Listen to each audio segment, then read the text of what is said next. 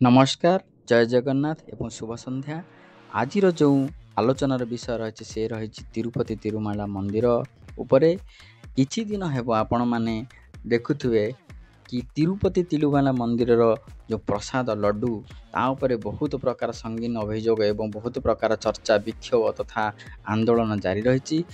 अभियोग या जो प्रसाद जो लड्डू भक्त मानक बंटा जाउथला सेथिरे पशु चर्बी एवं स्पेशली घुषुरीर चर्बी मिसिथिला एवं एहा मध्य लैब आउ पुलिस कन्फर्म करछंती कि किछि सैंपल रे पशुर चर्बी तथा घुषुरीर चर्बी मिलिछि।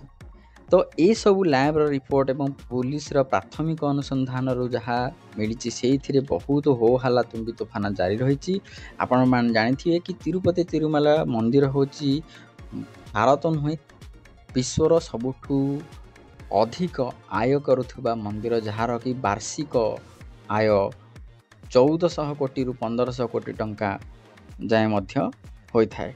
तो एते बड़ धनी मंदिर एते पैसा वाला मंदिर रे ए भली अपमिश्रण ए भली निम्नमानर प्रसाद बंटन कौन जुक्तियुक्त। ए भितर आमे एतिकी एनश्योर करबा कि आम ओडिशा रे जो बड़ बड़ मंदिर अच्छी जगन्नाथ मंदिर लिंगराज मंदिर एवं अन्य प्रकार जो सबू माँ समलेश्वरी मंदिर हो किंबा आउ कौन सी बड़ बड़ मंदिर हो ए भली बड़ बड़ मंदिर किसी अपमिश्रण होनी। तो आम सरकार ये सब मंदिर जो प्रसाद रही ताकू लैब टेस्ट करी भक्त मानक तथा लोक मानक आश्वासन करिया उचित कि से माने भल तथा निरोग एवं तथा किसी अपमिश्रण न होइथिबा प्रसाद सेवन कर। चैनल टी को दया करी सब्सक्राइब करंतु।